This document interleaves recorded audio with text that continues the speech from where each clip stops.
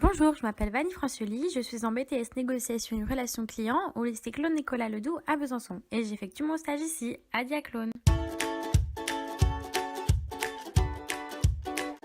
L'entreprise est issue des locaux de l'EFS. C'est depuis 1986 qu'elle fabrique et commercialise des anticorps monoclonaux, des kits ELISA, ELISpot et multiplex. De plus, Diaclone est conçu de 2 services de production, d'un service commercial et d'un service d'expédition. En 2017, le nombre de clients est inférieur à 100. Parmi ces derniers, on trouve 77% de public et 23% de privé. Et le secteur principal est l'immunologie. Cependant, l'entreprise n'est pas immunisée contre les difficultés commerciales. Depuis 2015, suite à une perte de visibilité sur le territoire français, l'entreprise a décidé de changer de stratégie et donc de remplacer les distributeurs par des commerciaux sur le terrain. On peut alors se demander qu'en est-il 2 ans plus tard ? Eh bien, la perte de visibilité sur le territoire français est toujours actuelle. Une force de vente est à développer car un seul commercial recouvre la totalité du secteur français et un réel besoin en interne de centraliser les informations. De là, j'ai décidé de développer l'efficacité commerciale. On peut se demander en quoi cela consiste. Eh bien, de favoriser l'utilisation du logiciel CRM, de développer l'équipe commerciale et de reconquérir le marché français. Et qu'en est-il des risques, Sofiane ? On peut se poser différentes questions. Est-ce que ton système d'information sera relativement fluide et va bien correspondre aux problématiques sur le terrain ? Est-ce que la formation des utilisateurs va coller au plus près de leurs besoins, car il n'y aura pas un seul intervenant sur le logiciel ?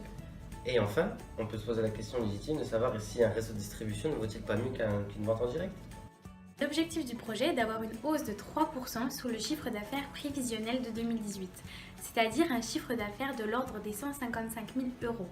Pourquoi une hausse de 3% ? Eh bien parce qu'il y aura une optimisation du système d'information qui impactera positivement le chiffre d'affaires, une équipe commerciale formée et plus importante, donc le service commercial sera plus performant. Le système d'information, c'est une partie importante du projet car de nombreux éléments ne sont pas maîtrisés.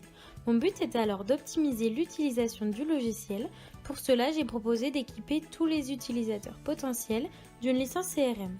Puis, j'ai mis en œuvre des actions telles qu'une procédure d'utilisation pour le rendre viable, car dans celui-ci, on trouve des éléments provenant de multiples individus, soit 5506 fiches clients en France, alors qu'en 2016 et 2017, le nombre de clients était inférieur à 100. Une fois que le logiciel est éclairci, le partage d'informations sera favorisé, le logiciel sera homogène et tout le monde l'utilisera de la même manière. Le dossier formation concerne l'application et la suite du dossier précédent. C'est-à-dire que j'évoque l'idée de former les utilisateurs du logiciel CRM à l'outil et de les inciter à l'utiliser.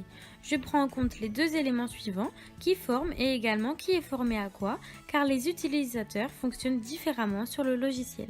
Le dossier managérial fait référence à l'organisation interne du service commercial, soit définir la finalité la plus commercialement efficace. Je compare alors la solution des distributeurs à celle des commerciaux terrain, donc je remets en question la stratégie à adopter. Le dossier marketing va fonctionner en parallèle du système d'information, c'est-à-dire qu'au moment de trier les données CRM, j'ai créé des outils dans le but de savoir qui nous intéresse toujours ou non. De plus, il guidera les commerciaux sur la reconquête du marché français. Les résultats analysés ont lieu entre le 1er et le 25 janvier, étant donné qu'actuellement celui-ci n'est pas achevé. Cependant, le chiffre d'affaires réalisé est déjà 3 fois supérieur au prévisionnel, c'est-à-dire qu'il est de l'ordre des 14 000 €. D'après mon analyse, cela s'explique par l'acquisition d'un nouveau client, élément rarement observé pour cette période de l'année à Diaclone, puis par une commande inhabituelle d'un client de valeur. Annie a travaillé au sein de Diaclone, a validé une base de données ACT, qui était une ancienne base de données. Elle a repris un certain nombre de contacts pour essayer de les contrôler. Elle a ensuite décrit une procédure ou un procédé de fonctionnement de cette base mise à jour et a ensuite transféré ces informations et le mode de fonctionnement aux collègues de Diaclone. La deuxième partie de son action est de réfléchir à une stratégie de positionnement pour améliorer la force de vente et la présence de Diaclone sur le territoire français.